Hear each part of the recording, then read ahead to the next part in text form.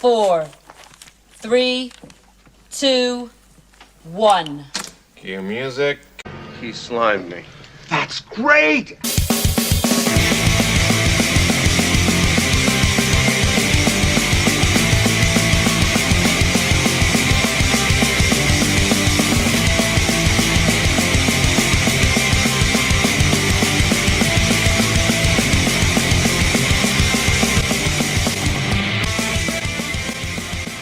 Welcome to Be Kind, Let's Rewind, the nostalgia podcast no one asked for, with your hosts, Chris, Leaf, and Shadwick.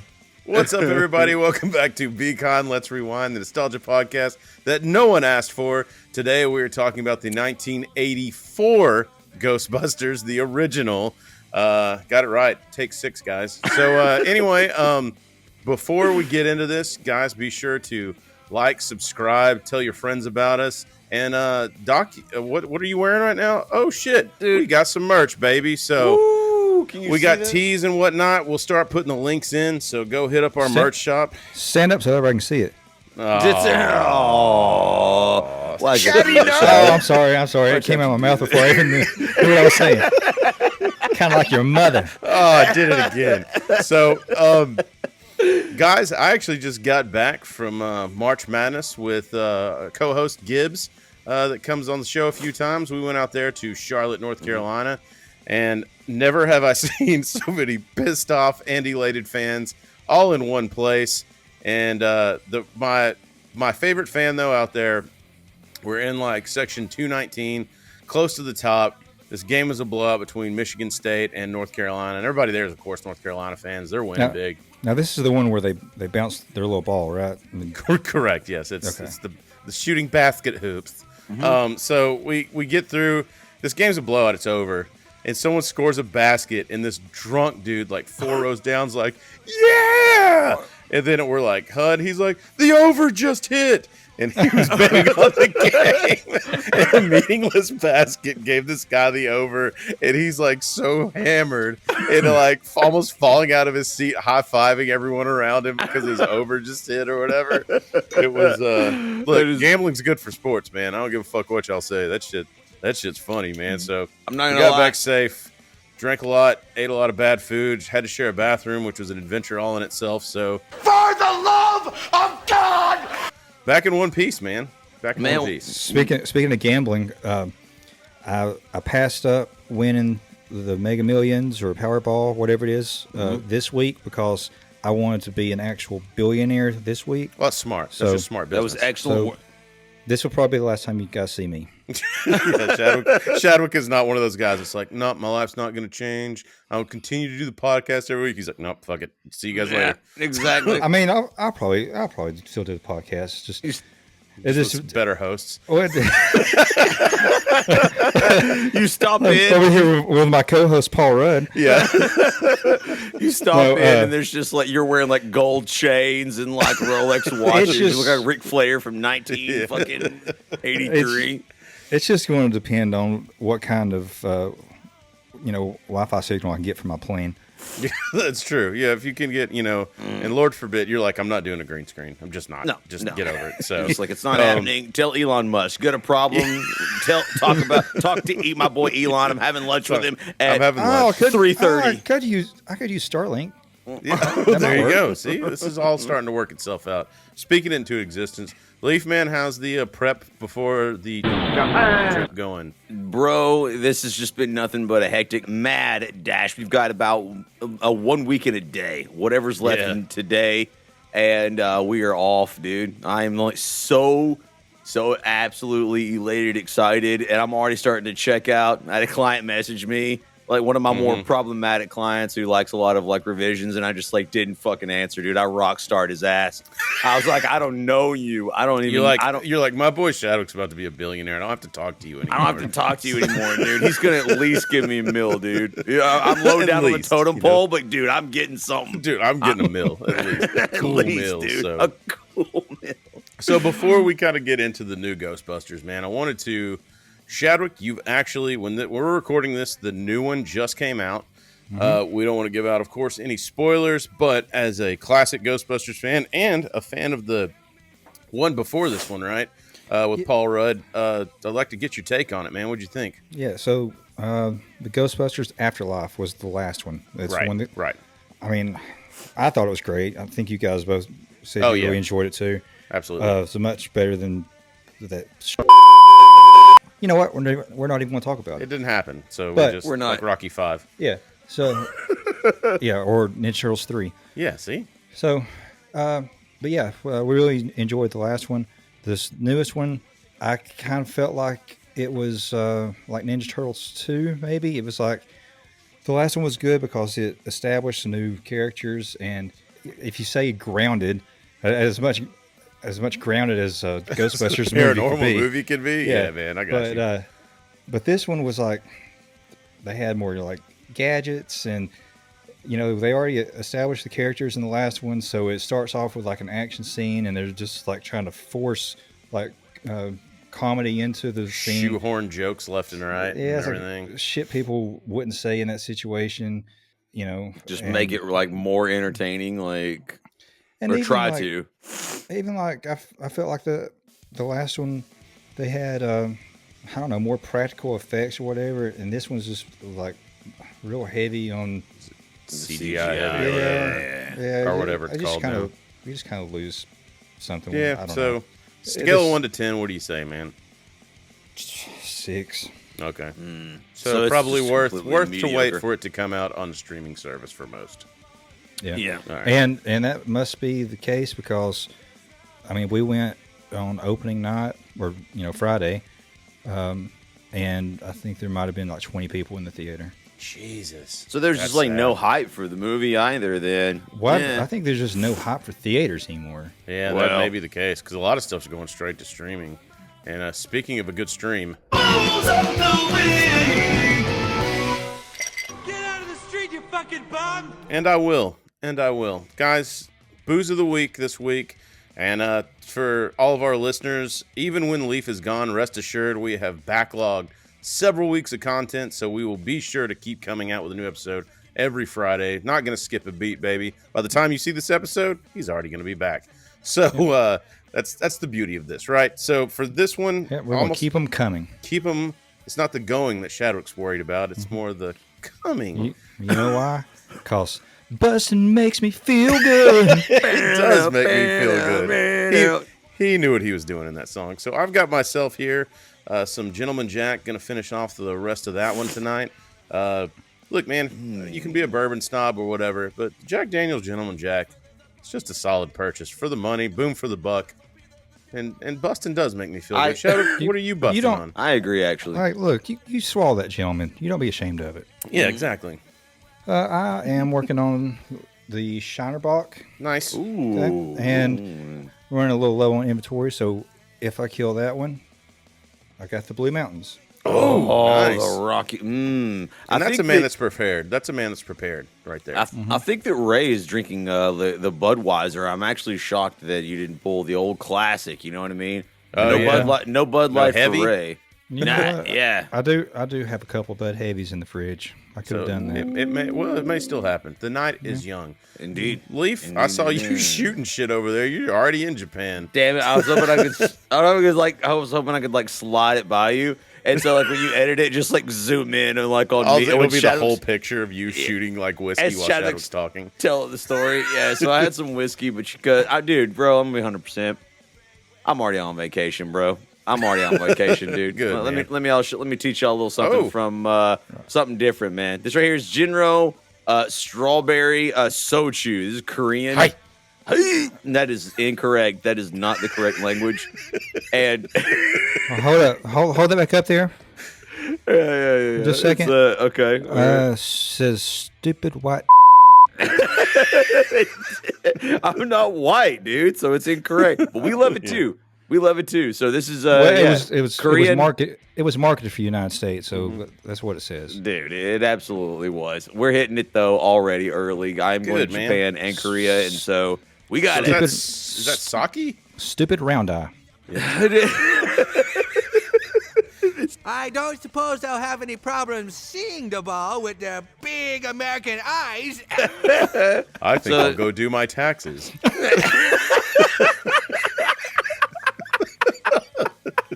God bless you, South Park. Beautiful, absolutely beautiful. I mean, it is akin to sake as much as that might trigger a lot of people in chat. The Japanese and the Koreans still, after many, many years, do not quite get along, so they hate when their culture's confused. But, nonetheless, we don't care. We're America. Fuck them. You know what I'm saying? Hey, does it get you drunk? And you picked that up at the Mapco, right? Yeah, exactly. Exactly. I got this here at a gas station, dude. They have a whole end cap of it. Yeah, I mean, had a little dust on the bottle. I get it, man. Well, all right. Well, now that we're fueled up, let's just go ahead and head over to it, man. Got my synopsis pulled up. We got Ghostbusters, which actually was dangerously close to being Ghost Breakers after doing some research, which is absolutely wild. Yeah, man. So I guess this ended up, it's kind of fucked up going back and doing research on these movies because part of it's really awesome because you get some cool gems. And then the other part is you realize it's a fucking business. And I hate that part of it. So, but when going back, doing some research, you found out Ghostbusters was trademarked by a different company. It was like some shitty TV show or something. I don't remember what it was. Right. But it was copyrighted by them. And so what they wanted them to do, not to mention so Dan Aykroyd, comes up with the premise of the skit. I think, what was it, Alan Rickman and Harold Ramis, I believe, actually hammer out the skit. The original name that they had to pitch around of Ghostbusters was Ghost Breakers because they didn't have the rights to it. So the studio was like, hey, man. Did you know Pac-Man was originally called Puckman? Yeah, we did. So they needed the movie turned around basically in a year. So it was like they wanted it out the following summer. So in '83, the script gets to them. And so the studio had this brilliant idea of, you know what? We may not get Ghostbusters back. So just keep filming 2 scenes every time. One with the Ghostbusters logo in the background, then with the Ghost Breakers in the background. And they did one day of that, and they were like, fuck this. Not going to work. We'll be Ghostbusters, or this movie will ghost bust. So they just did it. So they were all in for the ghost, for the and there's some weird happenstance that happened. A guy that was friends with him or some shit took over the studio that owned that, and then they had an in there. So they could buy the rights back because the other company had no desire to sell it to them. So anyway, just a little tangent before. That wasn't the only uncertainty either, right? They didn't even know for sure that Bill Murray was going to show up. Yeah, man. Which apparently is how he fucking rolls. So yeah. Could you not tell from watching him on screen? This man was a loose cannon from day one. Dude, yes. This man is a coked up OG of Saturday Night Live. For sure. An OG. We're not talking about some normie and he was Second comedian. City too, wasn't he? Speaking of SNL, Eddie Murphy was originally attached, right? Yeah, so the original cast, Dan Aykroyd wrote the original script, which apparently, from what I read, is vastly different from what you finally got. Because I think Reichman had the idea that you could do a sci-fi comedy, that could work, in that kind of realm. And I guess not a lot of those have been done, or if any. But so Dan Aykroyd wrote this for John Belushi, Dan Aykroyd, and Eddie Murphy. John Belushi died. He overdosed, which is fucked up. I saw an interview. He was taking the ghost part serious. He was taking the ghost part too far. Dan Aykroyd said he actually wrote a line for Belushi the day he died. He was writing for his character. And then got the news that he fucking died. That's so fucking sad, Yeah. bro. What could have been, dude? He's like, if I don't get my Ghostbusters license, I'm going to snort this whole line. Today. Yeah, and then Lorne Michaels is like, I swear to God, I'll never let this happen with another fat guy. Oh, wait, hello, Chris Farley's your name? Cool. Let me just do this over again and make sure you don't get any help. Thanks. The show must go on, Chris. Keep the funny rolling. We need to just keep the funny. That's all we need. Well, you're doing funny, but we're going to have to fire you anyway. You know how many Lorne Michael jokes I just take out because I feel bad when I go back and listen to him. I'm like, I have no Why? basis for my hate for him, but it's funny to me. So anyway, but yeah, man, that was supposed to be the original cast, and then so Eddie Murphy was way too fucking big, or starting to get too big at this point, and I believe he was in the middle of another project anyway. Mm-hmm. And then I guess when Reichman got Aykroyd's script, he was like, okay, like, we can figure this out. And the reason they added the fourth Ghostbusters, which is something we've talked about a lot on here, new guy, really easy to show everybody the ropes that's watching the movie. So that's when Winston, played by Ernie Williams. No. Hudson. Ernie Hudson. Ernie Williams? Yeah, played by Ernie Hudson.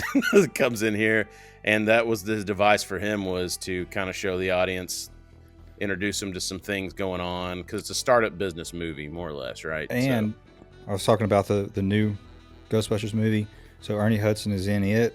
Yeah. And, dude, he looks like he's our age. Like, he might look like he's 50 or whatever. Dude. I looked it up. Motherfucker, 78. Dude, good for him, man. Black Good don't for him. crack, baby. Dude, Is there some Ernie some Hudson. science? Is there some science behind that? I hope so, because Like, I need some of that. I want Ernie Hudson to stick around for a while, man. Me too. He's actually By all accounts I've ever heard, like from interviews and shit, he seems like just always been a genuine dude, and he's still working to this day. Not just in Ghostbusters, he's been doing shit since then, making some money, man. So, any notes you want to add on the beginnings? And we can kind of do behind the scenes shit as we go. Well, just one thing. I don't know how much was played into it, but I know Dan Aykroyd is big into like spirits and oh yeah, that UFOs played big and into it.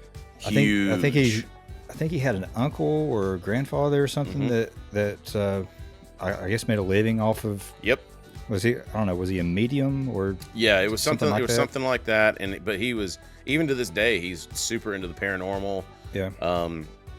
And so you think about it now, you've got 1,000 fucking ghost hunting shows on TV. Like, it's kind of the they're norm so now. popular. They're so popular. I know he claimed that that it was written like from memory. The scene where he gets a hand job from the ghost. Wow. Yeah, that was from his memoirs. Yeah, I think like in his memoirs too, it said an invisible man is giving me some head. Who you gonna call? Is that not the lyric? That's excuse me. What the fuck is happening right now? We are being haunted. Yep. Invisible man giving me some head. Ow! Who you gonna call? Ghostbusters. Yeah, busting makes you feel good no matter who's doing it. The weird really thing is that's unplugged. Okay, here we go. Here we go, baby. We knew this was going to happen when we're talking about Ghostbusters. Something eventually, man. Mm-hmm. So, Leaf, why don't you shack us up with some boring-ass facts on the classic 1984 Ghostbusters? Dude, so for those of you, the uninitiated, if you haven't watched it already, Ghostbusters, a 1984 supernatural comedy film directed by Ivan Reitman, the legend, one of the legends, dude, written by Dan Aykroyd and Harold Ramis, who you will find out are Ray and Egon later on in this film. I think Ivan was the third Reitman, if I'm not mistaken. He was not the Fuhrer of the Third Reichman, no. God, I feel sorry for future Chris. Three eccentric parapsychologists who started ghost catching business in New York City. Is what it's basically the entire plot. It also stars Sigourney Weaver, Rick Moranis, Andy Potts, Ernie Hudson, as we mentioned, and William Atherton as Arthur Peck, Mr. Peck. I bet that tastes good. That's what I think about him. Hey, so I can't wait till we get into this later on. so Yes. what is it? A parapsychologist? Is that what you said? Yeah. So parapsychologist. So hold on. Being the authority here, for those who don't know, I am in a wheelchair. I was extremely offended by Shadwick's joke, and litigation will be pending. Bet on that, Shadwick. But para means Go ahead. Sue me now before I become a billionaire. Damn it, True. dude. Yeah, you better wait. Get your measly 20K, loser. Parapsychology, anything para means actually like to the side. So Paralympics actually is to the sides. Parapsychologist, it means basically to the side of psychology, which we all know is an absolute fucking like joke of a science already. Anyways, let's just go ahead and throw that out there. So they were like chiropractors, basically. That's what a chiropractor. He's like, I'm a doctor, and you're like, oh, you're a doctor. What are you doing? I'm a chiropractor. You're like, I wonder if chiropractors are like schools and liquor stores. Like they can't put their office within so many hundreds of yards of a real doctor. it's the same shit as The Hangover when the dentist is like, I'm a doctor, and they're like, well, you're a dentist. Yeah. Come on, same shit. Chiropractors and dentists that listen to our show will finally tune out. But you know what? This needed to happen. Oh, so you have a degree? I don't have a certificate. I paid money and got a piece of paper. It's basically the same thing. But anyway, so that's what Bill Murray is in this, right? Are there all this, right? I mean, yeah, like they all three of them work at Columbia University, which originally I always would just thought was like NYU. Mm-hmm. Evidently not nearly the same thing, not even in the same vicinity. But yeah, like so yeah, the whole entire thing follows three eccentric parapsychologists who basically deal with ghosts, the supernatural, ESP, anything you've ever watched on YouTube at 3 a.m. from the History Channel or your own research is basically. Look, I'm not saying it's aliens, but it's aliens. Dude, exactly. 100%. I actually maintain, like, and this is maybe a hot take, 'cause people will be like blasphemy, but I feel like the Ghostbusters would have been a sick spinoff, just as not even necessarily a TV show, but maybe even a mini series of movies where they just delve into all kinds of like paranormal shit, like aliens and all kinds of things. Because if Aykroyd would have been on board with that, dude, he would have been 100% on it, dude. If you've seen him on the Joe Rogan podcast, he looks insane. He's like trying to hawk his like crystal vodka. He's nuts, dude. Like, you know he's what, crazy. man? I love it. I was excited to see that episode, and I don't think I made it all the way through. Like, look, let's just in solidarity, everybody. This weekend, I'm gonna grab some of the crystal vodka.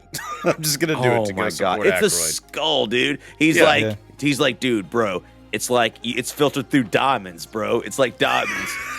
He's insane now.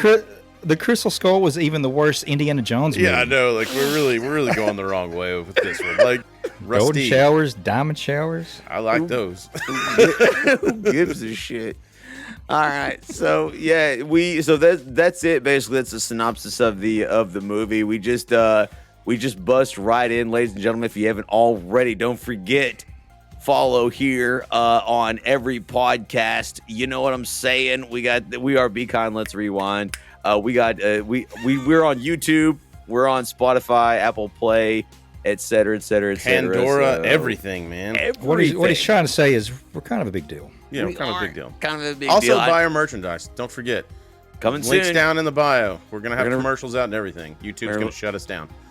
We're gonna release the commercial. You better fucking look at it. Yeah. And, maybe throw us a comment. Yeah. We actually did get a comment. I know Leaf is getting pretty pissed about people not putting comments in there. His off-air rants are becoming epic. About not getting comments. For those of you who are uninitiated, Shadwick is the one that is upset about the comment section. It's coming soon. He will literally go postal. Is that even? Can you even say that anymore? Can you even say that? I mean, I think going postal has been taken over by other people, so I don't think it's just the postals now. All right. Well, we're taking it back. We're taking it back. Going postal. So yeah. Do your thing. Do your thing, internet. So. Well, that's about as relative as the opening scene of this, where they're in a library. Yeah, it's dead technology. Get rid of it. If you take my fucking Blockbuster away, I'm taking your goddamn libraries away. Yeah. You know what? I don't give a fuck. Let homeless people sleep in a Blockbuster. That's fine with me. I just want to rent a goddamn movie again. All right, but these aren't the woke libraries from the days of today. No, the opening scene, ladies and gentlemen, is the New York Public Library, the classic, the famous with the lion's head statue, right? Yeah, like man. it's panning in, dude. Opening scene. We're already like something recognizable. Let's run like we're fucking lions and tigers in bed! You know, especially if you live on the East Coast, right? It's Yeah. So I will say that I did, in some documentaries I watched on this, they did talk about what a big deal this was for like Aykroyd and Murray to be in New York City filming again, you know, with their Really? SNL fame and stuff being there. So like there were always countless extras ready to go. Everybody, like, energy was super high on set because all the people around were like just fucking pumped that it was Bill Murray and Dan Aykroyd, you know, back in New York filming. So it definitely, they said it definitely added a lot to the movie. which is a central theme to the movie, like the Right. glorification of New York City in Ghostbusters, the damn near propaganda. Because let me remind everyone who doesn't remember, like you laugh at New York now. In the 80s, it was a fucking shithole. And Like, anyone in New York. It was in a New York serious would be- problem. It made fucking Detroit look like Detroit now. It's so for them to come out with this movie, which basically never says a negative word about New York, was big because honestly, I feel like Chris is right. It was the return of the comedy legends, like to filming and doing things in New York. People were obviously excited. You could see it in the movie. If you see the extras in this film, they're just There's so certain emotion proud, you can't man. fucking fake. There's certain emotion you can't fake, and like there's a handful of people in the world that are good enough actors that can fake whatever emotion they want. These extras are not those people, and No. they help make this movie, and especially in those triumphant scenes later in the movie. They really help. Which make we will talk about absolutely. So Eventually. it. Chadwick's already pissed. He's Here done. we He's go. like, I gotta go to bed. All right, so yeah, I've got to go in the office one day this week, and it's tomorrow. New York Public Library. There's reports of a ghost. I know Ray, which is Dan Aykroyd. Is it just Ray that goes in there? Well, first the librarian is the one that's Yeah. in there, and she looks over at the ghost, and I believe she says, Laces out. because it's the same fucking woman from Ace Ventura that's Ray Pinkle's mom. And then the ghost comes out, and we get our big. Yeah. And that music too, man. fuck. Look at that We're gonna iconic talk shot about it. there, like, dude, Ghostbusters. Invisible Man, give me some head. We ain't got there yet, dadgummit. Yeah, so Hey, Lisa's there. so the lady is basically that you just saw on screen, which Chris alluded to, obviously, is that she is the librarian. She does see a ghost, and you know that this place is haunted. You assume, like, because we don't actually. Those are practical effects. We don't actually get any. I'm not going to call it CGI because I don't even know what it was back then. But we don't get any like special effects necessarily for. They kind of all blended in together, which I know I'm going to talk about later on. But you assume this is the library is indeed haunted. So we cut to the office of Dr. Peter Venkman, Raymond Stantz, and Egon Spengler at Columbia University. Just the office where one Peter Venkman, played by Bill Murray in this case, is testing two students to see if they demonstrate any extrasensory perception abilities. Right? ESP. Yeah. This And scene it's actually is- one of my favorite ones. Same here, scene. man. He keeps fucking with this one guy. When he starts, like, the best part is, like, the kid keeps getting it wrong. So if you get it wrong, you get shocked. And so he just has these cards with So drawings hold on, the back. it's a male student and female student. Yes. The female's like, typical hot blonde college student, Yeah. and then the boy, he's got like really like curly. He looks like bouffant Rick hair. Moranis light, or like He if you order Rick does. Moranis from Wish. He So- does, dude. So yeah, so basically, Bill Murray, he's just holding up these cards, and they like holding the backs up to him, Yeah. and he's asking them, like, what's on the other side of the card, and it's just shapes, So like the guy's like, circle, and he's like, no, I'm sorry, and he shocks and The first one he shows him, he's like, you missed it, and Yeah. then so that he gets shocked, and then he goes to the chick, Blonde, and yeah. and she says whatever, and he goes, that's correct, But it's not correct. It's not correct. They show the back of the card, but he doesn't flip that one around. Yeah. And it goes back to the other guy. And is it the second shock where the kid's gum comes out of his mouth? Gum flies out. It's the second shock. He's done after the third shock. Started to be pissed off. It started to piss him off. I'll tell you what the effect is. It's pissing me off. And he does the weight thing too, like where he teases him about to do it. And the kid's like, "Ooh." Yeah. The kid's like trying to brace for it or whatever. Yeah. It's just such good physical comedy. Bill Murray's just a fucking genius. But man. it's double that too, though, because as we're laughing at Bill Murray being a dickhead, you learn everything you need to know about Bill Murray's character in the first you do. 3 minutes in this scene. Yeah, he's a dickhead. He enjoys shocking this guy for fun because the third guess, and he's a pussy hound. Oh yeah, absolutely. Yeah. I bet that tastes That's good. what Bill Murray's motto was in this. Yeah. Peter Venkman.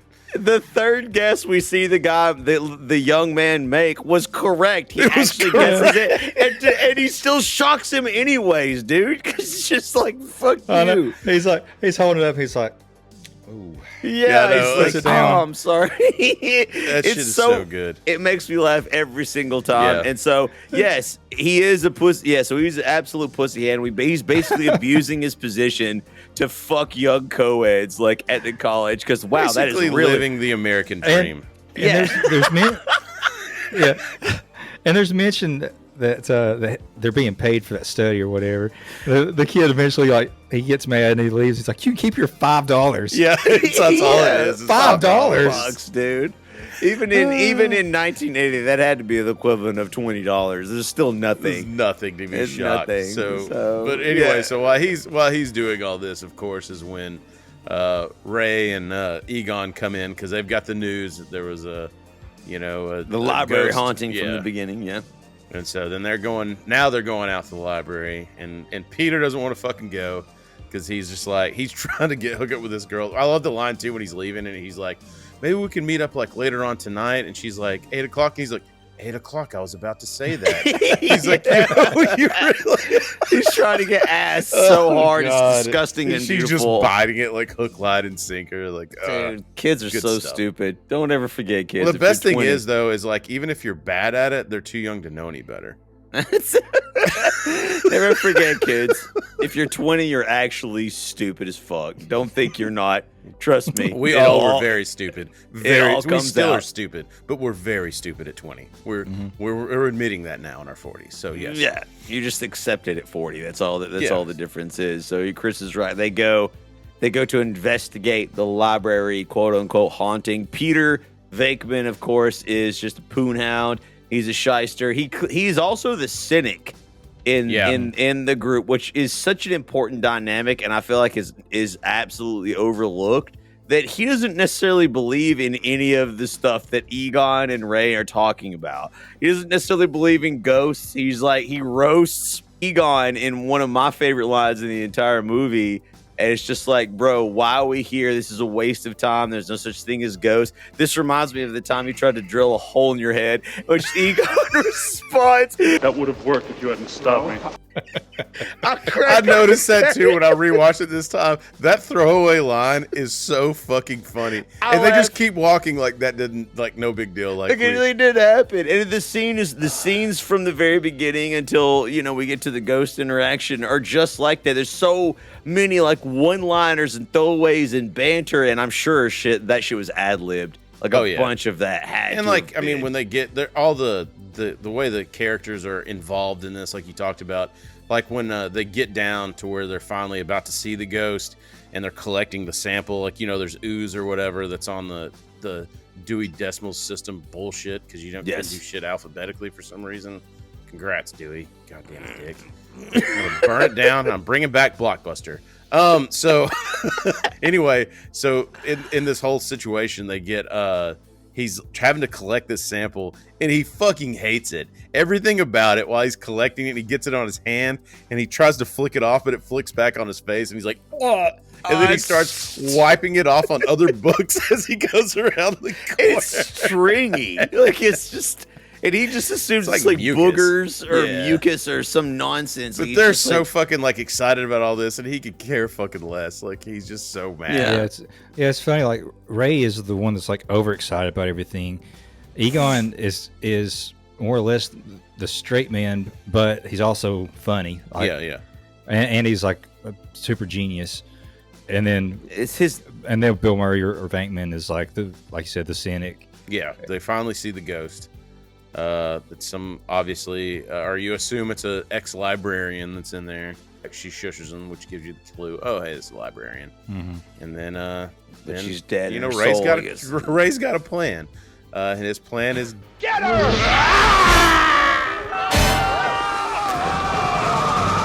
They try to bum rush the ghost. Like, what was like? Were they gonna tackle her? Like, Yeah. And you do see the ghost, like, and it's not terrible. Like, I imagine it's just video editing, like just layers, basically. yeah. I don't But know. it's not terrible. No, I don't know what the practical and computer generated effects they used in 1984, but in my opinion, all of the ghost scenes hold up pretty fucking well. Like they still look good. They look good. I'll talk later on about the stop motion animation, aka claymation effects. Not so much in my opinion, but even watching the ghost, you still get that feeling. You're looking at something otherworldly, which of course in that scene transforms into a hideous monster, scaring the absolute shit out of our heroes, and they run dude, screaming. and when I was a kid, like that one too was like I was like because I guess I should have said early on, but like the first place I watched this was we had a VCR. And I got the VCR. And, I started laughing already. You knew I was gonna say it. I knew it.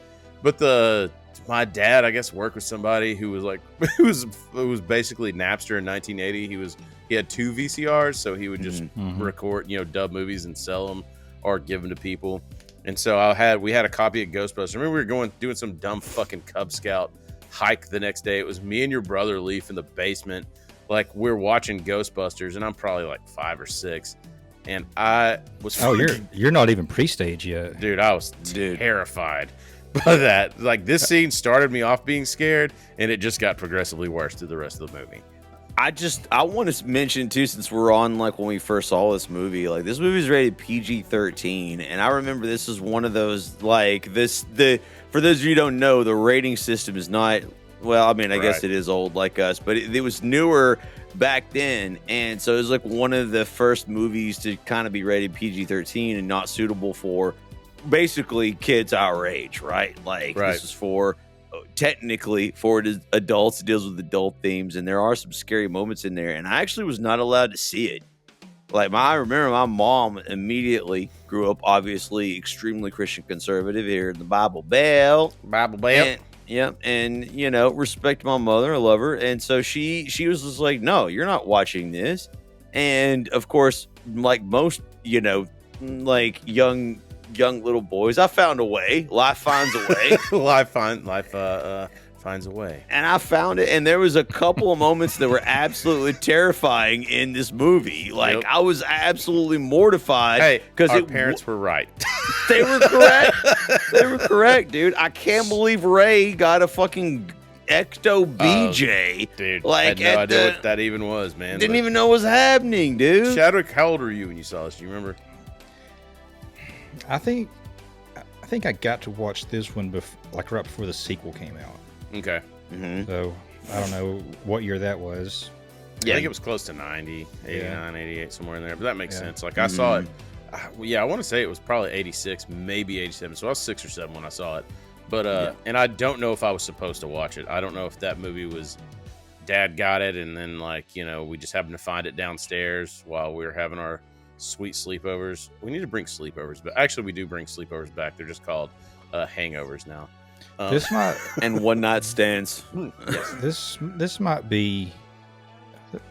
been one of those Fox 61 Sunday afternoon movies. Oh yeah, it was. Thank you for mentioning that, Shadow, because it was not actually long before this movie made its way to television, and in a heavily edited format. Yeah. Because it instantly became a classic, like instantaneously. And to be honest, and maybe that's what it was. Maybe that was the version I got, was the Fox 61 that was recorded that I watched. I don't remember. Yeah. Again, this would have been 3 years after it came out, so maybe that's why I was allowed to watch it. But anyway, I do remember being freaked out by the librarian. Not obviously Ray Finkel's mom. She was an absolute saint. Dan Marino should die of gonorrhea and rot in hell. Would you like a cookie, son? And I mean, but the movie was a resounding success, though. I mean, so the movie was made for 25 to 30 million, which is, not an insignificant amount like back then, but it made 295.2 million in the box office. They literally said in one of the docs that I watched that they had the script when they already had Bill Murray, Dan Aykroyd, Hal Ramis, and Ivan Reitman attached to it. They felt the script in their hand, like jokingly to this, and he goes, 25 mil, and the studio's like, done. Like, that's how easy it was, because those names were fucking box office, and it didn't matter. So, and it made nearly $300 million.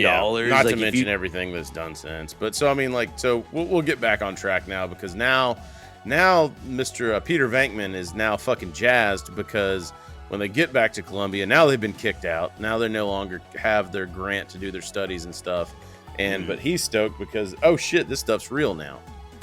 The stuff that he made fun of for so long is fucking real. And immediately he knows he can make some fucking money and get some ass with this idea instantaneously. And so the first idea is to make sure that Ray sells his remortgages his parents' house. Peter contributes nothing financially. I wonder. He's an ideas guy. Yeah. Did they write that, do you think, or do you think that happened in an ad lib? I think 100% they wrote it, and I think it's like Dan Aykroyd, and I feel like Bill Murray. I don't know if they would ever admit this, or if there's a documentary out there where they talk about it. They were literally such good friends, and I feel like it's like what we do here. Like, I'm like, hey, Shadwick, you're going to be the asshole, like, in the film. Yeah. Chris is going to be, like, the comedic, like, driving force. I'm going to be, like, the straight man. And we're going to, like, I'm going to be a complete asshole. We're going to, like, force you to fund the entire ghost-busting venture. It's just comedy gold. The one that I thought was, like, the throwaway line was, everybody has 3 mortgages now. Like... yeah, probably. 3 mortgages. And then Egon does the calculations with the interest and tells him it's going to be like $95,000 a month or some shit. Jeez. That's a lot of money, man. I mean, that kind of reminds me of our healthcare system the way it is, and that actually brings me to shit stuck in my head this week. 99, 98. All right, he's out. Okay, wow, what a weirdo. Guy wanted his niece to come in here with him. Oh, I heard that. Crazy. That's bizarre. Absolutely. There, let's see what he's working with here. Oh my God! Damn, look at that hair on the tip. That's a new one. Yeah. Poor wife, huh? I was just thinking that. Guys, I gotta be honest. This is sexual for me. Shout out. Ted series. Yeah, the Ted series on Peacock. Go ahead and get your plug in for the Ted series. Everybody needs to go watch There's a joke previous that sets that up, but just trust us. Go watch that fucking series on Peacock. Peacock, you're fucking welcome. Sponsor our podcast. So that was our joke of the week, or our booze of the week, or whatever the fuck it was. So shit's sick in my head. You know, I really thought I was going to hate that girl, like in the Same first here. episode. But you're in love with her now, like I am. Yeah, she does something with her eyes. Mm-hmm. What's giving you the fuck me eyes? So we find out hold on, I got to be alone. Man it off. So the Ghostbusters obviously do, as Chris mentioned, get kicked out of Columbia for their parapsychology. All of their theories are bunk, according to everyone, which is actually fairly realistic. And the fact they were even accepted in, I think, blows my mind. It's like wild, right? Yeah. Yeah, it's like, how is this even remotely legit? But, it's not. So they're kicked out of their college university. They have no recourse but to go to the private sector and start their own ghost-busting business, like as Chris mentioned, with Ray's parents' house mortgage. Yeah. So they get And they get that's some when money. they go like they're gonna go look for housing, right? Yeah, they got to Which find is a where home do they go to base. the fucking iconic firehouse? Which actually, if you go to New York, it's out there. You can go see it. The actually the apartment too that Sigourney Weaver is in this, I believe, is part of what they shoot is hers. Yeah, is out there too. I think Venkman and Egon, they're kind of not really sold on it, and then Ray's like, "This place is great." You know what He's that like, reminds me of? slide down the fire pole. That reminds me if we all three were gonna go do some shit, I would have been Ray in that scenario. It's when they had a fire pole in there, and then Chadwick's like, "Yeah, the structure's bad. This place is doesn't have good bones. It's gonna whatever." I'm like, "Yeah, but it has a fire pole. Look at this. We'll take it." Like that's basically what I saw when I go rewatch that. I'm like, "Yeah, I'm that guy." Yeah, 100%. It's like you see, there's a cool aspect of the play, so they ignore like all of the other issues. And he's the one with the money, so he's like, "Yep, final say. Here we go. Let's rock and roll." And so now they do the buy a Ghostbusters firehouse. have their place. Shortly after this, the Ghostbusters also get their car, which is an old ass beat down car, which I've seen so many people that have refurbished these. Basically, it's like what a hearse. It's a hearse. Like, yeah. And then which is they've ironic. they do like there's a bunch of those you can see around at conventions and stuff that people have redone. It looks fucking cool, man. Like I'm not saying I'd drive it to work, but I actually didn't say this in the Jurassic Park episode, but I think a Jurassic Park Jeep would be my dream car. The Wrangler, Really? with the logos and the paint job and everything. I Really? would drive that around. Yeah, 100%. We need to have a fantasy. We need to have a fantasy car off. Yeah, to decide I agree like with that. That would interesting. Be cool. Yeah, but that actually- I'll take the tumbler. From Batman. From Of course you would, yeah. Chadwick's like, I'll take the one that doesn't exist. So anyway, so at this point in time, they've got their business going on. You actually see on TV they fleshed out some commercials. So now we all know here at BCon Let's Rewind, you gotta put some money in to make money. You know what I'm saying? And we haven't made any. And that's where the big bucks start rolling in. They come rolling in. Yeah. They buy their little firehouse or whatever it is, and so we get a scene with Sigourney Weaver, and this is important, right, for the plot. So we had our really first plot point in the movie. Until now, it's just comedy, ghosts, and nonsense. And Dana Barrett is actually carrying her groceries into her apartment. She runs into her neighbor Louis Tully, who invites her to a party that he's having later on in the week. I was just exercising.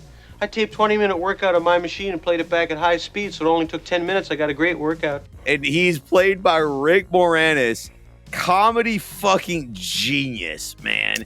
They actually, Absolute they genius. said I forgot. Oh, they wanted John Candy for this role initially.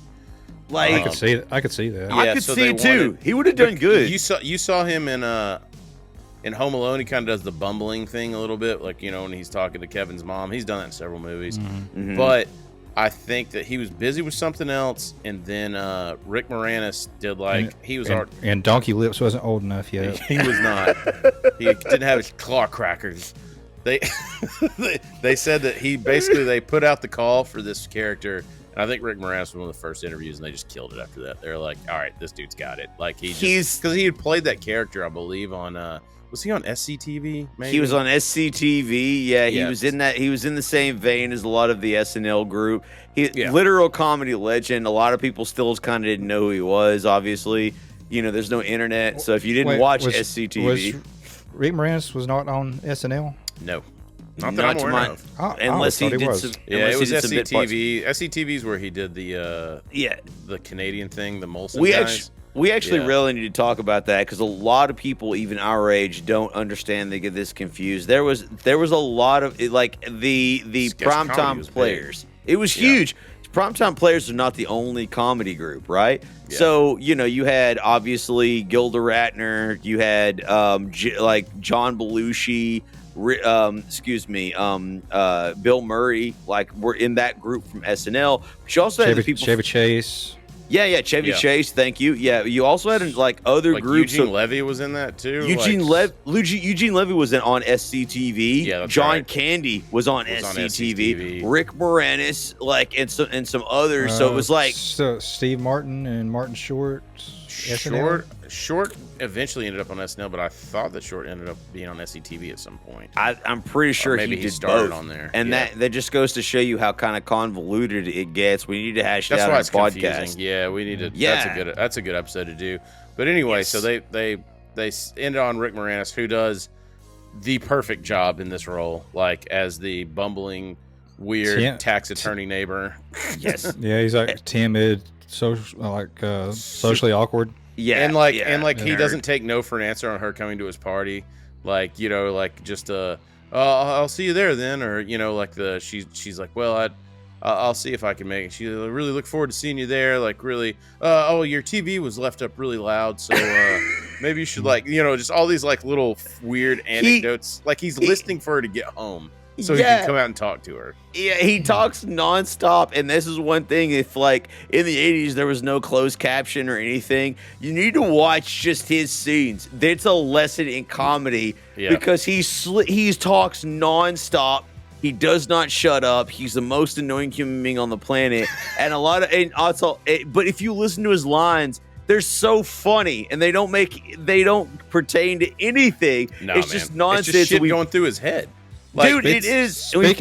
Speaking of talking nonstop, I think we're an hour in already. 54. Look, man, somebody's green screen fell. That put us back at least an hour. Listen, it happened.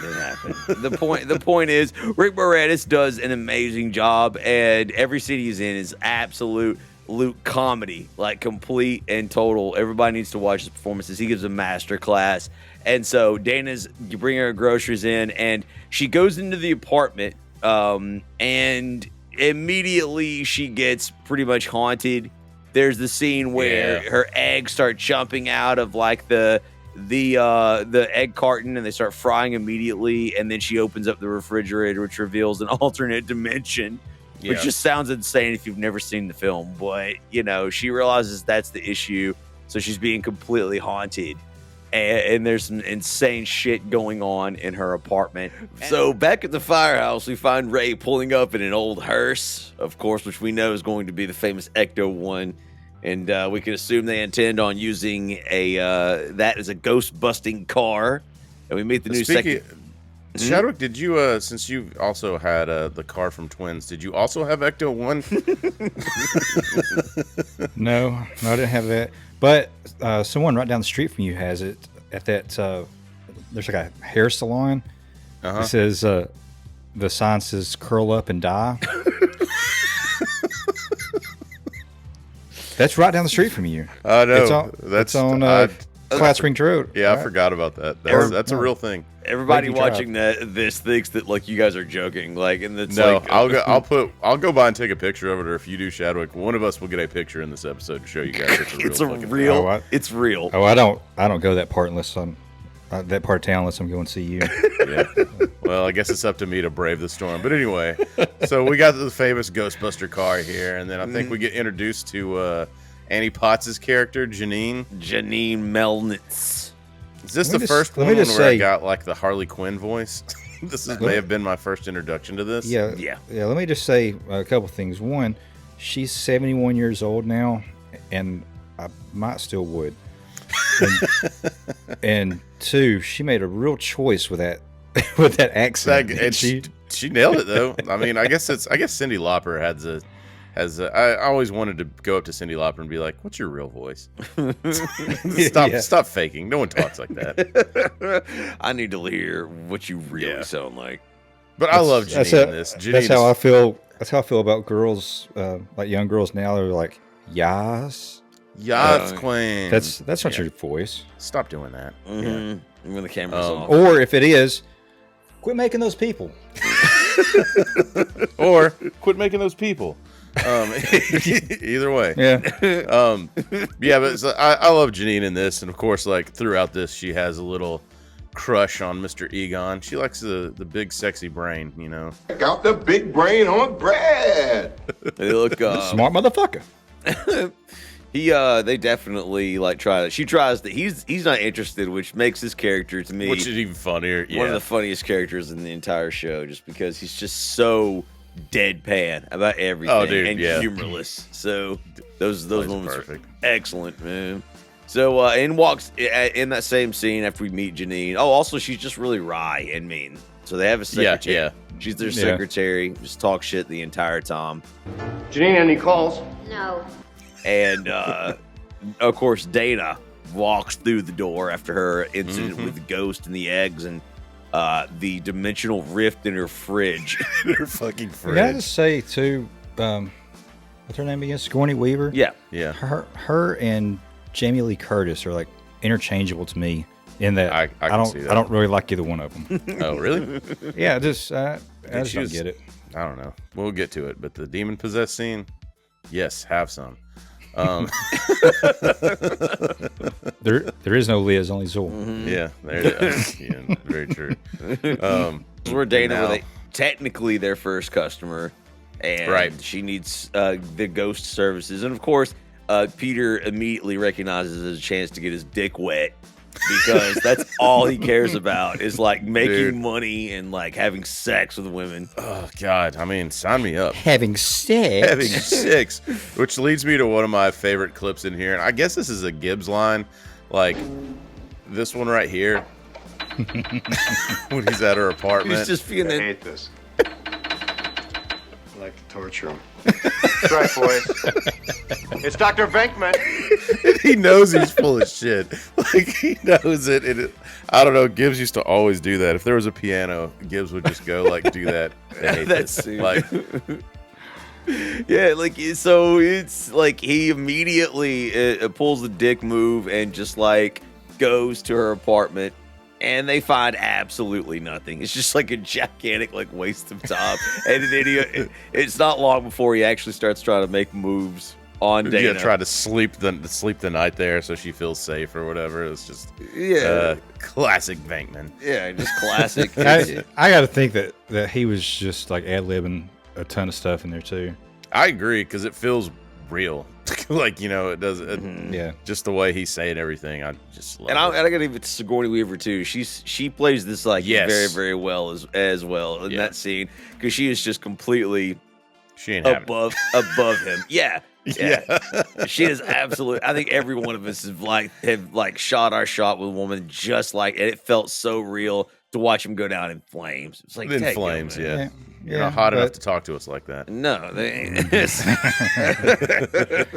But you want to tell that story? No. Okay. Maybe later. Maybe another time. Yeah, we'll get that one another one. But all right, man. So now they're back, right? They cut back to their first real call they get. So after Peter gets shot down and thrown out, yes, they actually get a real. Janine gets the phone call. We got one! Dude, we're off and running. That's to me when this movie. I love the music. The little music playing during this too is so like it's so 80s. Like the little background music while they're fucking running to the scene. They can't believe it. They're sliding down the pole. Yeah, they're like firemen. Like the whole thing is just like a mock-up of, you know. Ray got to use the pole, man. That's what Buddy bought the house or the fire station for. He finally got to use it. They're like firemen, but less useless. But because they actually do something useful, like catch ghosts. Yes. Yeah. So we get to see Ecto 1 come rolling out. We get to see their uniforms. They got equipment. Like they got. Just amazing. They are in debt up to their eyeballs at this point. They're ready because no revenue's coming in. No, I didn't have the toy for Ecto 1, but you remember there was a cartoon. Was it the real Ghostbusters? Yeah. Mm-hmm. I did have some of those figures. Like I think I had Ecto 1, but I think it was from the cartoon. I don't even know if they had action figures from this movie. If they did, tell us in the comments. But not from the movie. Yeah, and give us a link where we can find them. Venkman, Stantz, and Spangler are here. So are these ghosts. They've got ectoplasm. We've been gooped. Yeah, I had this. I had some of the ones from the cartoon, like Slimer, and then I had Where Bankman. you'd twist the little thing, the little plastic the thing, little and it particle would, blasters would look as if you were shooting the ghosts or whatever. and then your gross friend would just chew on him because he's fucking weird. Yeah, I'm sure Todd McFarlane is working on some Ghostbusters figures. Yeah, let's get on. We got to get on that. Yeah, that would be excellent. And you can't mention the cartoon without mentioning about the shit fucking cartoon that was made. Yeah, that almost caused them to not have the name Ghostbusters. And you already mentioned it before, but it was like some sort of copyright. Yeah, bullshit. And so, which is why they had to call it because there was a cartoon and a show, I think. So to differentiate, they had to call it the real Ghostbusters. Yes, which is why it's called that. Is because of that stupid fucking cartoon that had like a monkey or some shit. Yeah, in it. Dude, it was fucking garbage, dude. If you make a better product, you should be able to just trump whoever had it first. I'm sorry, fuck that. It's like you just lost the battle. Yeah. In hindsight, both cartoons were shit. Don't go back and watch the real Ghostbusters. You're talking about BJ and the Bear? There's a concept I can't get enough of. Man and his monkey. This is the hotel, right? Yeah, they're finally at the hotel, and we get the scene which was my grandmother, rest in peace.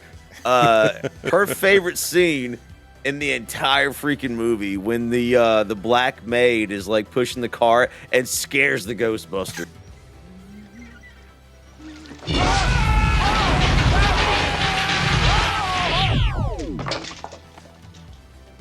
Don't ask me why grandmother fucking loved that. I have no idea, dude. But she loved that part, and so she was a lunch lady for like many years. And our high school, for some reason, was designed like a spaceship, and this is not an exaggeration.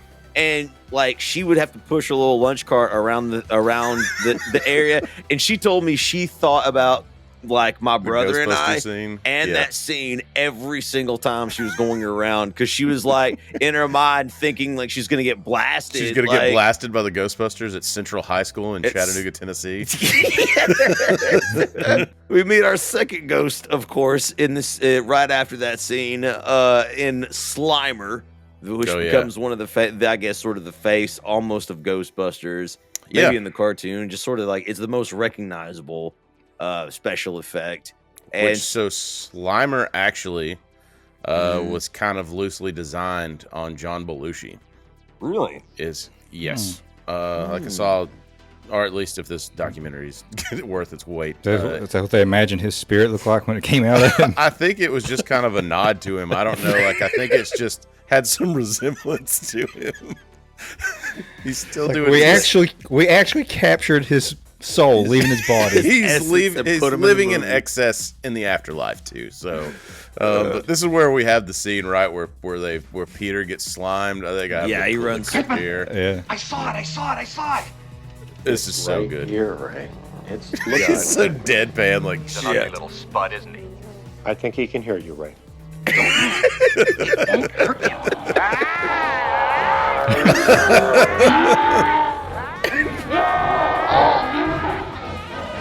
It looks basically exactly like John Belushi. it pretty much is. Yeah, you're right. Are we sure he was dead? That's great! Actual physical contact! Oh shit. Well, if I had a nickel for every time I heard that in my life. When Chadwick gets done, he's like, "That's great, actual physical contact."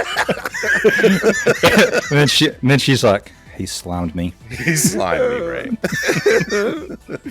So they go down and they have a fight in the ballroom of this hotel with Slimer, and they actually are able to catch him while destroying and completely wrecking the entire hotel ball. They destroy it, man. That shit when Peter's in there and they're like, okay, they're trying to get Slimer. They've already missed a couple of times, and he's like, wait, hold on a second. And the flowers are still standing. So this is their debut, right? Yeah, this is when they actually they've not used the proton packs yet. This is when so this is where yeah don't cross the streams. Right. Yep. Which as children we used when pissing. don't cross the Yes. streams. I don't know if the girls did it, but the boys. That may The be boys a boy 100% after this movie. Because, I mean, you used to just, as a kid, you're just pissing by your friend or whatever, and then you're like, don't cross the streams. That's actually why that scene in Step Brothers is so funny, where they're peeing together, like in the toilet. It's like, yeah, I mean, we did that as kids. Like, Yeah. all the time. 100%. Not in a toilet, but outside, yeah. right. Glad I So- could derail talking about children pissing. All right. Yeah, I mean, it was important. You're not wrong. So Yeah. they Piss. Piss out my ass. so they get Slimer. They capture him, like Chris said. You don't want to cross the streams. They get all that, and they also make the joke about the like nuclear like accelerator on their back, like they're in the elevator. Yeah, and then so I think I can't remember which one. Ray, maybe he's like, switch me on, and they turn it. The accelerator pack, iconic noise, like that sound powers up, and they kind of lean away from him, like it's still too to this experimental. day. Like if you hear that noise, like you're immediately transported to the Ghostbusters. That one little power up noise. It was a good scene, and I just want to say real quickly the special effects, in my opinion, at least in this part with the ghosts and then the proton packs, They really still hold holds up, man. It still still hold looks up. Like good. Like this was from what 84 or whatever. Like this still freaking holds up, man. Yeah, which is we'll talk about it later. Some of the effects don't, but to me those agreed. do. Those do definitely.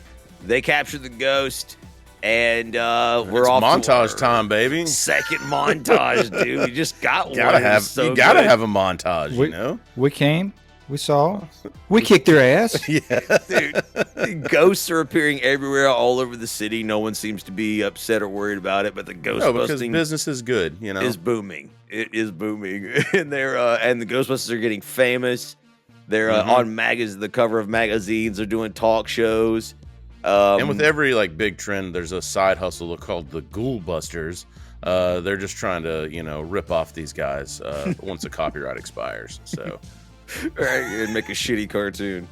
They were on Larry King. Yeah, dude, Larry King was like talking to them. It's funny. When we were growing up, I always thought Larry King was just kind of a no nonsense, CNN guy or whatever.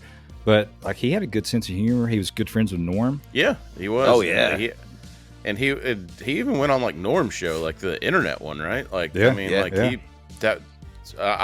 he appeared in this. He appeared in several like comedies. So to Shadwick's point, yes. And I they have actually- Casey Kasem in there. I have no idea What I did wrong. Shaggy. I actually saw Larry King when I went to New York City. He was in Martin Short's like one man show, and there was a part. Oh, where, really? Yep, where Martin Short dresses up like, and I'm sure this is every time he did this. Martin Right. Short dresses up like his Jimmy Glick character with the fat suit. And so that character's like an interviewer or whatever, and he would pull somebody from the audience, but it would always be somebody famous.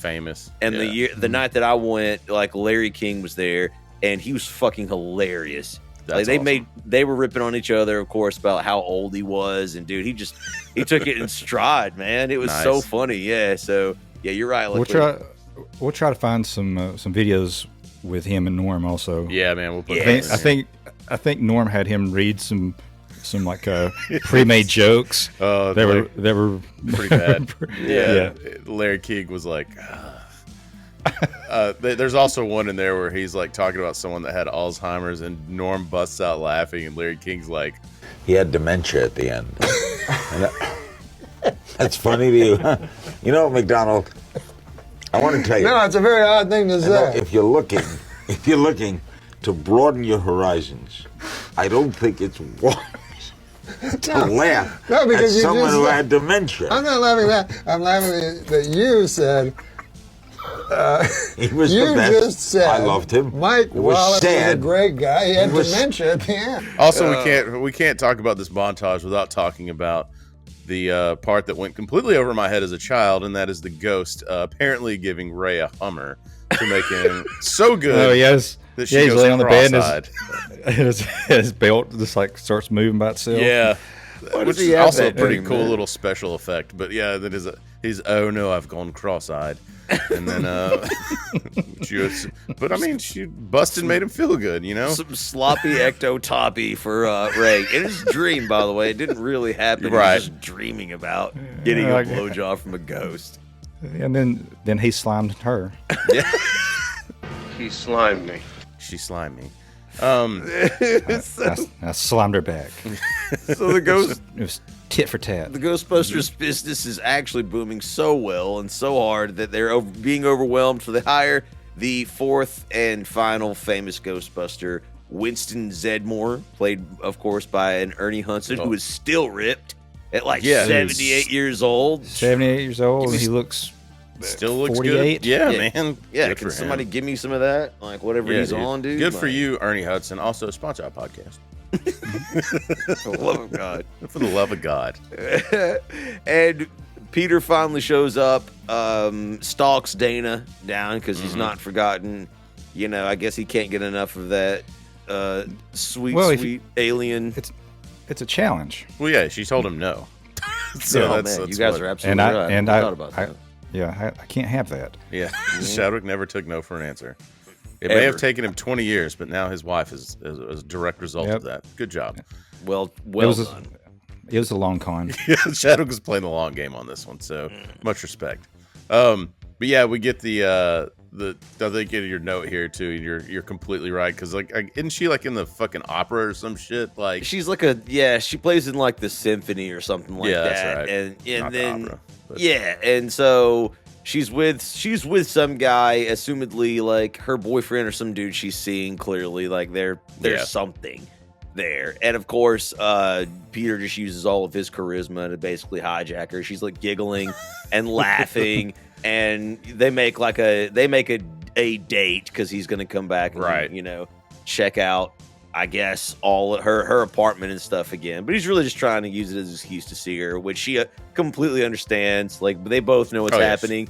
And then as she's walking away, and as she's walking away, and he makes fun of that guy too, like that she's with, rips on him. And her response when he asks who Peter was, she just said he's just a friend. Like, man, the Biz Marquee wrote a whole song about it. Don't ever trust him. Don't ever trust it, dude. There's no friends. Yeah, tons of comedians have hit that topic. Like, girls don't have guy friends. Yeah. They have guys that they think are their friends, but they're just guys who are trying to fuck them. Almost, yeah, always. So, just like, listen. you need help moving? Sure, I don't mind. Sure, I don't mind. Oh, Ting. Yeah. Let's have a couple of drinks. He's slimy. Then you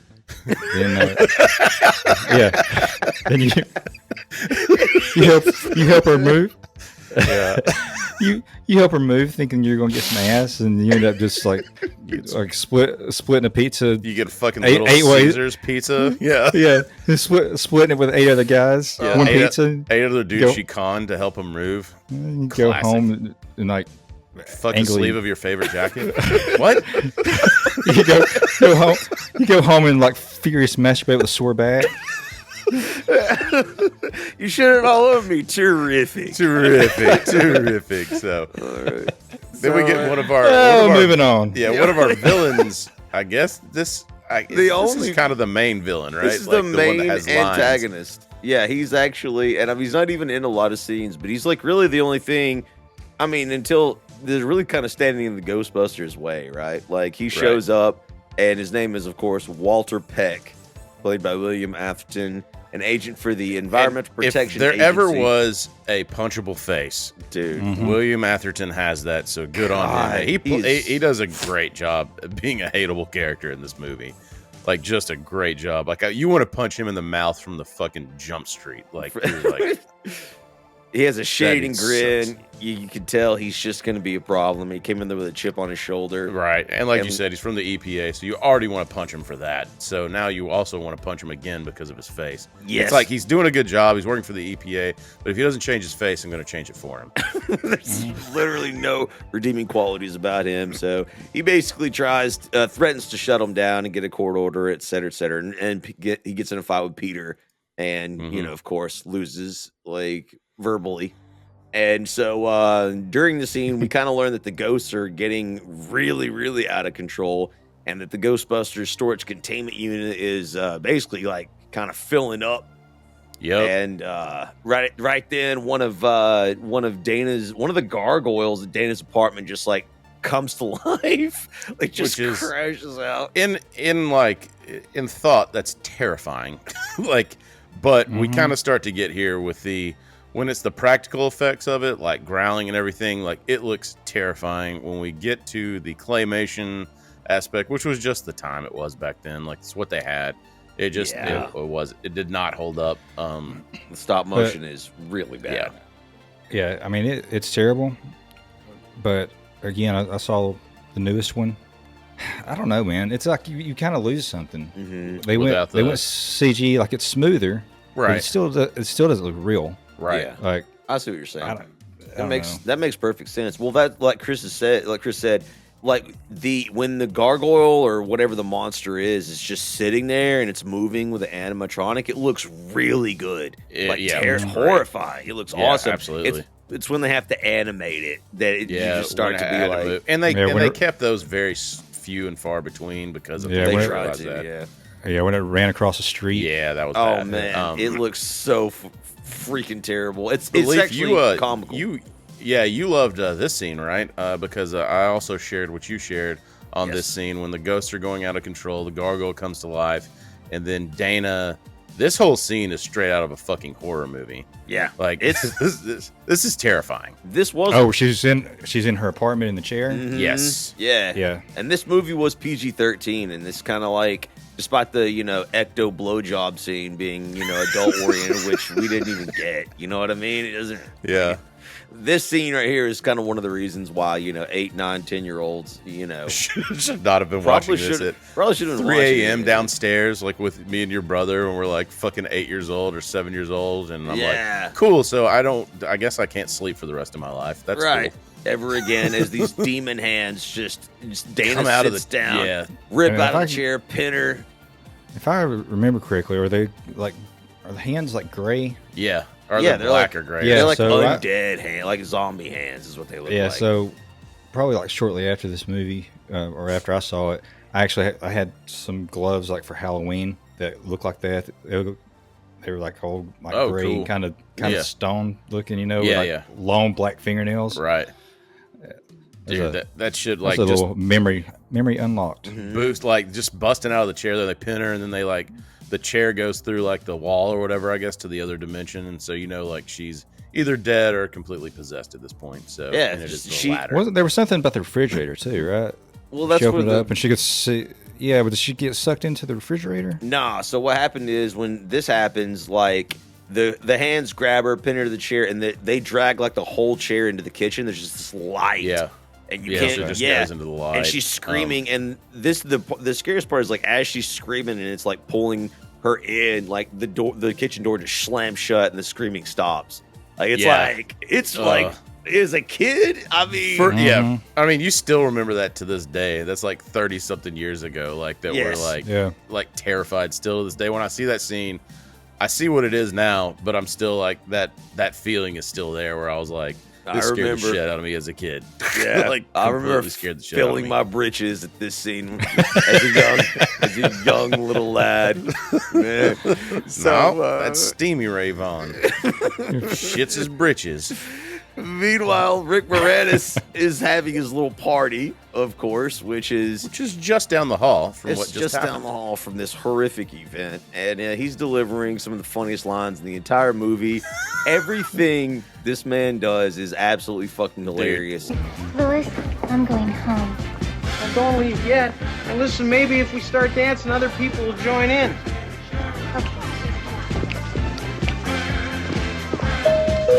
Oh, don't move. When he's talking about the salmon, how much it was, like per pound, and like, like, and him. He's so awkward and like wants people to like him so much. Yeah. True. Very true. This is where though, like we talked about the special effects, the gargoyle Leaf talked about earlier, or dog or whatever, like that thing he goes to throw the somebody's coat in there, and then you see that it's actually like in the coat room or whatever. Oh yeah.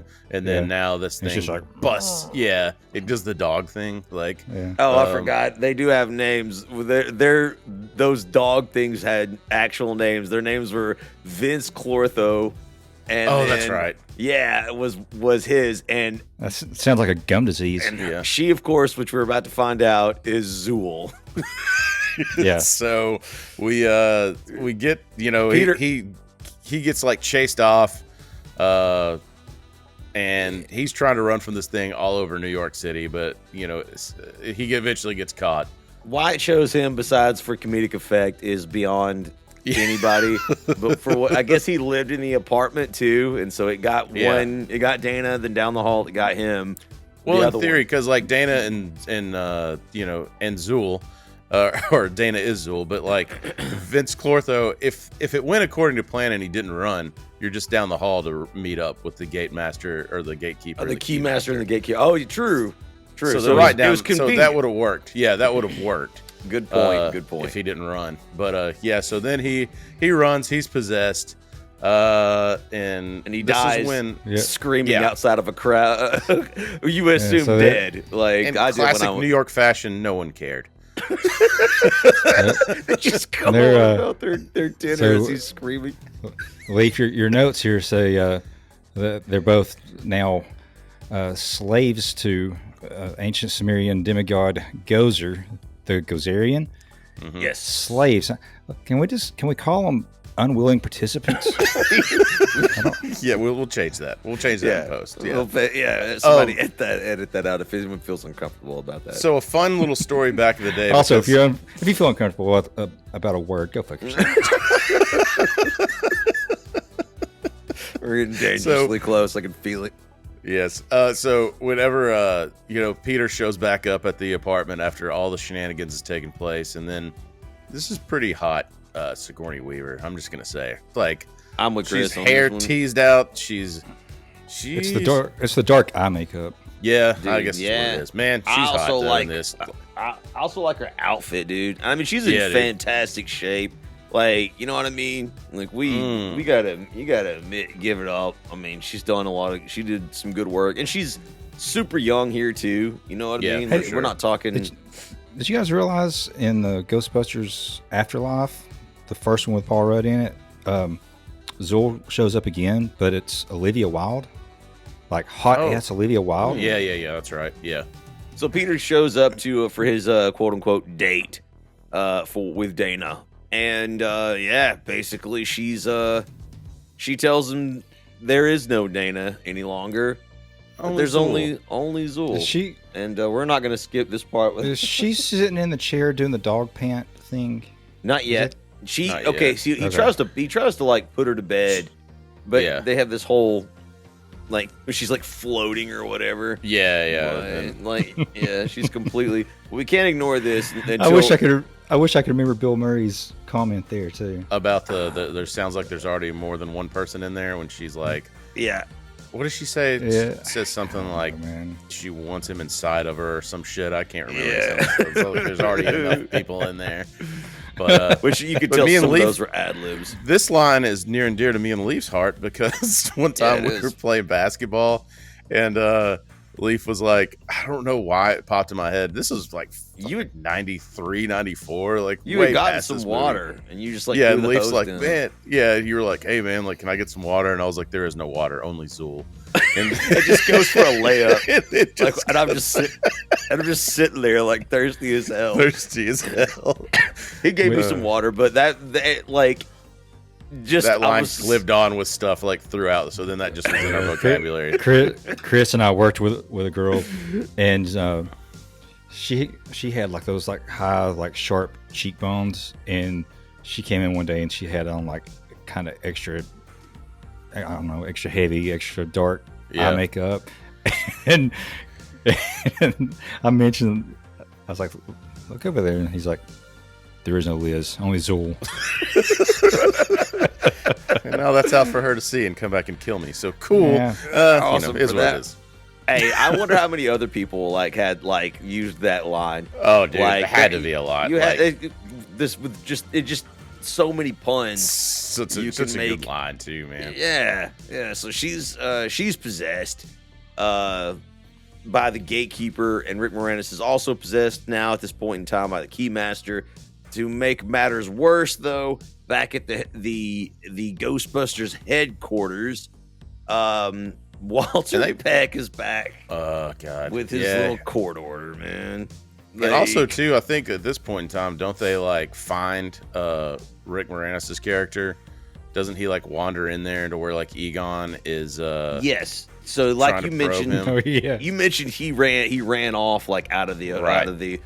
So yeah, they find him wandering on the streets, and there's some funny scenes of him interacting with a horse. He fed the horse. Yeah. He He didn't know it was a diabetic. He didn't know. So he was scared. This is like one of my favorite like back and forth, and I use this line like all the freaking time. Like, so they're trying to research him to be like, what's wrong with this guy, because he can tell. You can see right there. see the infrared. Yeah, that it's Vince Clortho, Keymaster of Gozer. According to this, his name's Louis Tully. Lives on Central Park West. This is great. He's trying Do to you grab want some stuff. coffee, Mr. Tully? Do I? Yes, have some. Yes, have some. Which is a line I use all the fucking time. You might have had a really good point, Chris, with the Harley Quinn voice. Yeah. That might have been that might have been sparked by her. Maybe that's why we like it so much. I think so. That makes sense. But I love that anytime somebody says some shit like talking about something, I'll be like, "Yes, have some." Yes, like, have just some. Fucking weird. Like it's out of context and no one knows what I'm talking about. I stand by it. It's a beautiful quote. Yeah, I just don't remember. They got him because the police caught him. And he was mentally ill or whatever, so they just brought him to the Ghostbusters, like because they're like, "Fuck it," because he says he's like, classic and he New York police. Classic. There's no such thing as a mental illness. He must be possessed. Yeah, obviously. Exactly. Yeah. You can see the degradation of America's mental health system in one scene. It's like, here, breathe. But this is when shit just goes south right now because Mr. Walter Peck and his just nastiness, he shuts him down, right? Like, dude, shuts the whole thing down, and then they have an argument, but he has a court order, and he brings in some New York workers, and they warn him not to shut down the containment unit, but he does, and it explodes.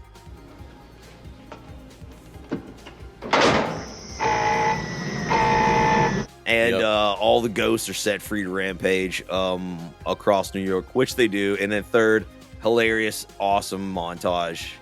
Oh yeah, man, this one's great. Like, they're they're terrorizing everybody. Didn't you get the ghost driving the bus or whatever too? Like, a great scene there. Like, or the taxi cab, he was like, a zombie, just rotting. Zombie driving it, yeah. And again, the ghost, the special effects there look real. Are still, they're good, man. They are good. It's actually crazy. I still think better than what you see today. I agree. Stuff. And you know what it is? It's a lot of practical effects. It's hard to beat practical effects when you can do them.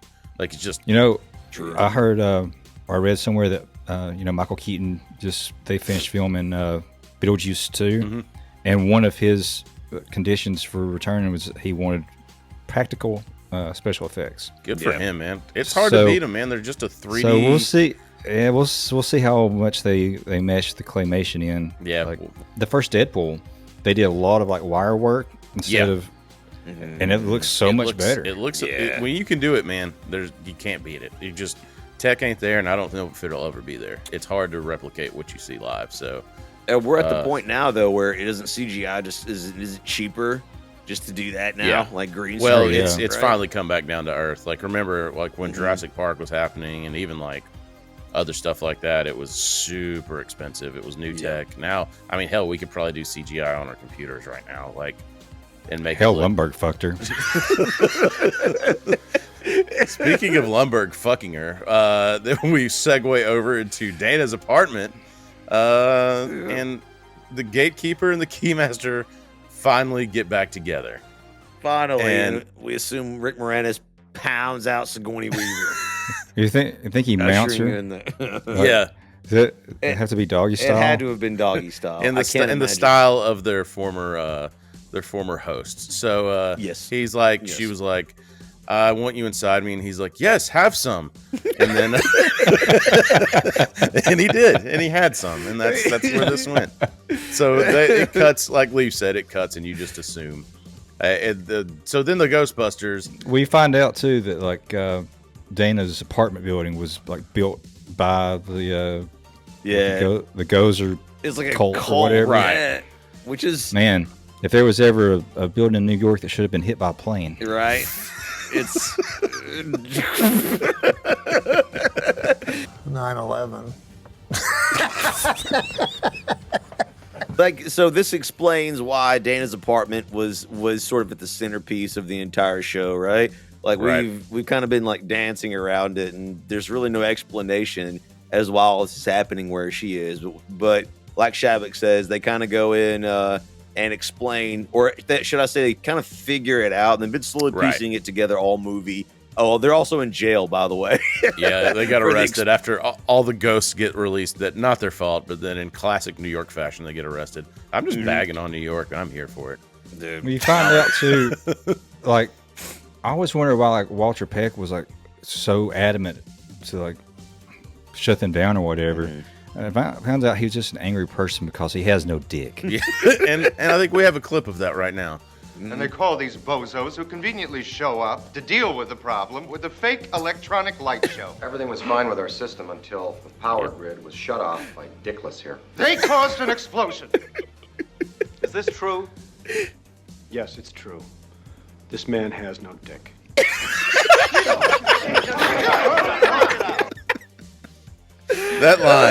That fucking line right there, man. You're not gonna beat it. You're not gonna beat he purposely takes it out of, knows what the mayor's asking, goes the other way with it. It's flawless. Bill Murray. It's beautiful.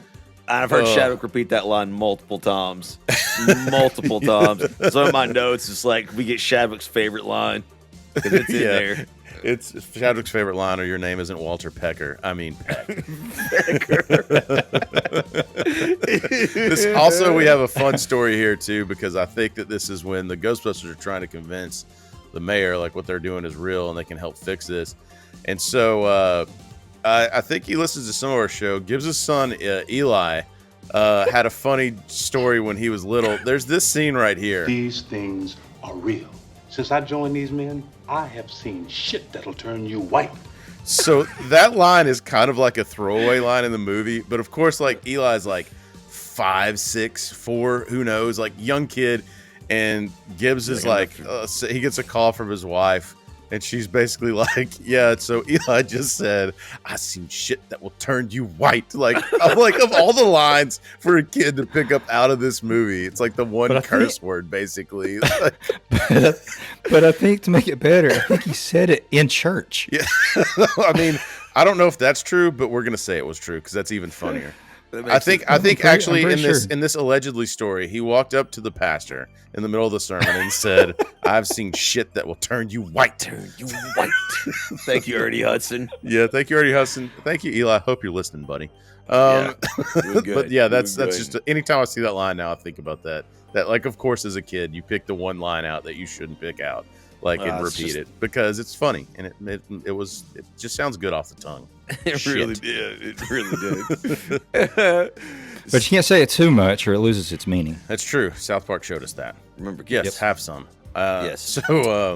So okay, so that they convinced the mayor to let them out and go fight. I guess the main bad ghost. Now that they figured out who it was, and what's going on, they feel confident they can defeat it. They convince the mayor. He lets them out of jail. They get all their stuff on. We get our fourth and final montage of the movie. Like, with the fucking music, baby. With the 80s, dude. And this whole... Bustin' makes me feel good. Dude, it always does. The soundtrack in this movie, and I know Chris already mentioned it, it's so freaking good, man. It's just quintessential. Listening to the soundtrack 80s. On its own, there's a playlist on Spotify or whatever. This soundtrack just by itself is fucking great still to this day. Like, great just 80s music, man.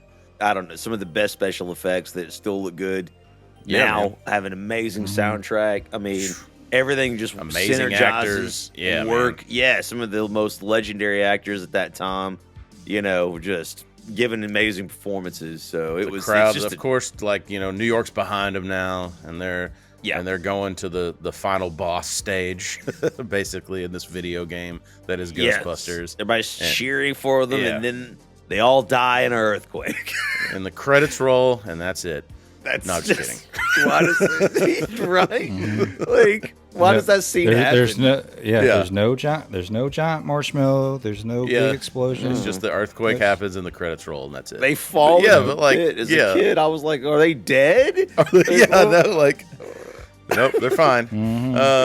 They're still ready to bust, man. So so they start the ascent up the building because the elevator's down, of course, being that it's a portal to another dimension. We've already had the keymaster and gatekeeper have consummated the marriage, have done the deed to open the portal, ushering in the end of days. And so now it's time for then Gozer shows up, like most marriages. Did not have a long shelf life on this one. She No. finally rolled over after her hangover and was like, "Oh God, Not the doggy style again. not again." And he's like, So, "Yes, have some." So we get the Battle of Gozer. Yeah, they get to the top of the building where the portal is, and it's open, and the dogs are like running around, and Gozer shows up. Yep, and asks. I think this is the last clip that I have. Ray, when someone asks you if you're a god, you say yes. Yes, because like he gets asked if he's a god, and he says no, and then This is no. And Are you a god? Yeah, she and really blasts him off the building. And that line too is another one of those just random lines that sticks out in my head. Just if someone asks you if you're a god, you say yes. You say yes. But so this is Why wouldn't you? I know, no shit. Like who cares? Just do it. I mean, other than sacrilege and going to hell. But other than that, who cares? It's only It's only eternity. So No, chill. So Ray, So- I guess, has to. What does he have to choose the form of the destructor or whatever? Yeah, so they try to fight Gozer, and she just beats the shit out of him, basically. Gozer was like, "There was no way. What's it gonna happen?" So they lose, and then she disappeared. Gozer disappears and basically tells them, it's like, all right, it's the end. One of you decide where, what the form of the end of times this time around is going to be. So they're trying to keep their minds blank or whatever. Right. Yeah. And of course, and then you just see Ray you backing up. Yeah, and then this is probably my most used quote of this one. It's just Peter going, "What did you do, Ray?" What did you do? Yeah, And that one. And what did he do? He thought of the most innocent thing that he could from his childhood.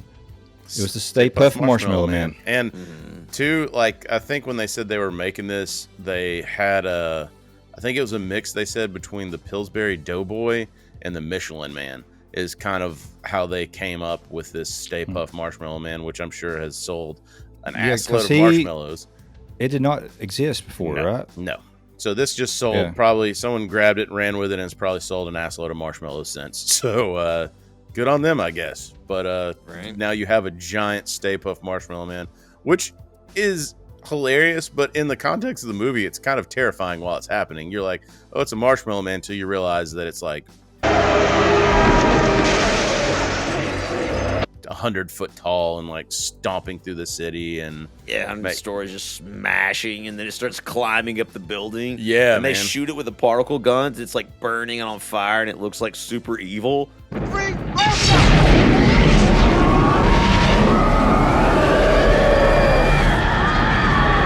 Yeah, dude, yeah. And it's got the evil face it makes, when it's doing all that. And I wish I had them down here. I have a little collection of Stay Puft figures, and you can change their heads. Oh, really? Some of them, some of them are happy, some of them are mean. Some are sticking their tongue out or whatever. Yeah, when he shows up, he's smiling, and that shit was funny. Yeah.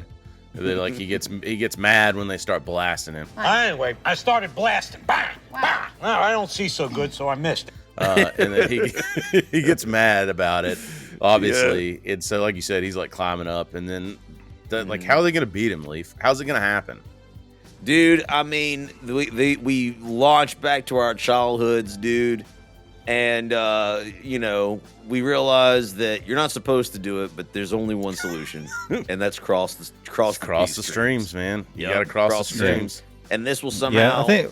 Yeah, we basically... we kind of glazed over that earlier. Mm-hmm. So, Egon was telling everybody when they first used the proton packs to not cross the streams because it would basically create a nuclear reaction and destroy the world.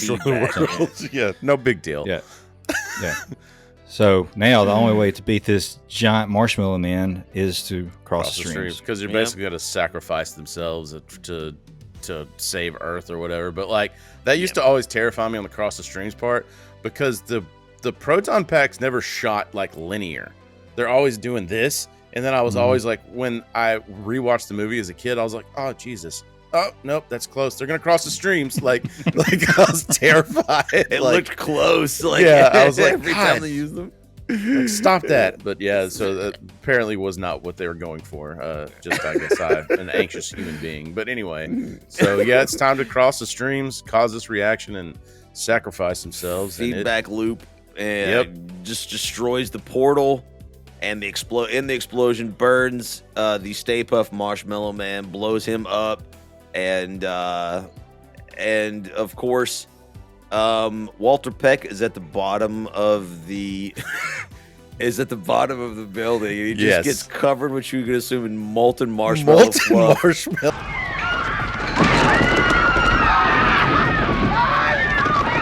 Which I never thought of till you brought that up. And so, I assume so he's dead. In a comical tee-hee moment, he is burned to death by a super hot marshmallow. He is screaming, by the way. Yeah. Like he is screaming at the top of his lungs, and everyone's laughing because it's like, oh, he got marshmallow all over him. And every time I saw that scene when I was an adult, I was like, he's dead. His flesh is burning. It's like napalm. It's like sticky napalm all over Walter Peck. So he's dead. It's like Cummy Bears. Yeah. He slimed me. So yeah, then you got, I guess, Dana and what's Rick Moranis' character's name? His name is Louis Tully. So Louis and Dana, you find out they're alive, which actually goes forward to even on the new Ghostbusters. It's kind of like after it's all over, they're usually hidden in some rock or some shit, and they bust out, and you don't want to kill two of the popular characters, and you assume that they're dead because the dogs that they're inside of are burned up too, right? And of course, we didn't mention it, but obviously the Ghostbusters survive. Yeah, they just die behind some statues or some shit. I don't know how they get blown off, but and now it's set up for an awesome sequel. Like you said, the credits roll and we're done, man. And just a great movie that still holds up to this day, which is hard, man. This is like what, 40 years old at this point. Somehow, man. I think in June or July it will be 40 years. Yeah. And that's incredible for a movie to hold up. That would be like, when we were in the 80s, like looking back at a movie from the 40s and being like, yeah, man, this is great. It wasn't. Hey, gonna hot take, gonna throw this out here. Gone with the Wind is ass. So yeah. I don't know nothing about birthing no babies. Yeah, I don't know nothing about. You apparently don't know nothing about making a goddamn movie worth of shit either. So, hot take. Done with it. That's a real take. Real take. Well, and I'm glad that we got the sequel to Ghostbusters because it gave me the idea of a painting to hang in my foyer. That's true, and we'll put it. If you can send me a picture of that, we'll put it in here because we'll obviously eventually do Ghostbusters 2. But Shadwick has a wonderful painting in his house that isn't creepy at all, but is a pretty funny nod and homage to Ghostbusters 2. So, guys, just in summation, final thoughts. Do you guys have like a favorite scene? Do you guys have maybe a favorite? I think my favorite character is probably Bill Murray. Like I think that's probably across the board. I do like the line. They're up on the rooftop and Bill Murray, like they're trying to come up with a plan or whatever, and he has that. I love this plan. I'm excited to be part of it. Yeah. That's a great line. I think I'm going to stick with, for whatever reason, today, on this day we're recording this, Yes Have Some is my favorite line from the movie. Don't know And why. we'll go on. Yeah, I don't know. There's- Leaf, do you have a favorite line? Got it. Not favorite line, dude, but I gotta go back and with my grandmother with the black maid getting blasted by the particle. Man.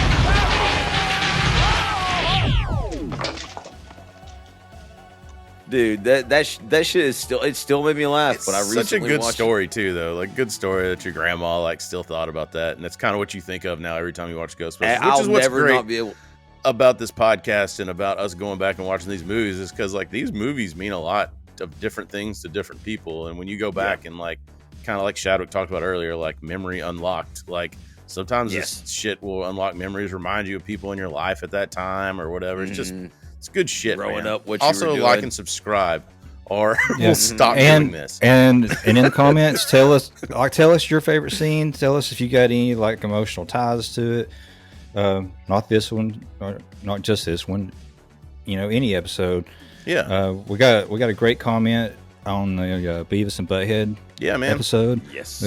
A guy like he really let us know like how terrible, like what a big how terrible we are, and what a big fan he is of Beavis and Butthead. Yeah, man, it was a good it was an in-depth comment. Like had a lot of good substance to it, man. Good So vibes, shout out, man. Shout out for the comments. So if you can, man, keep firing them in.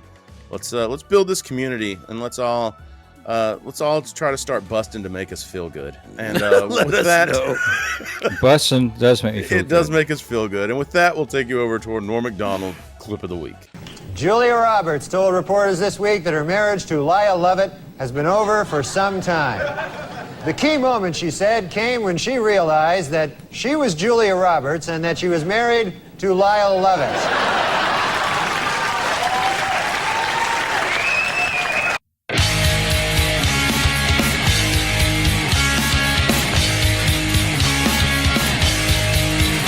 She said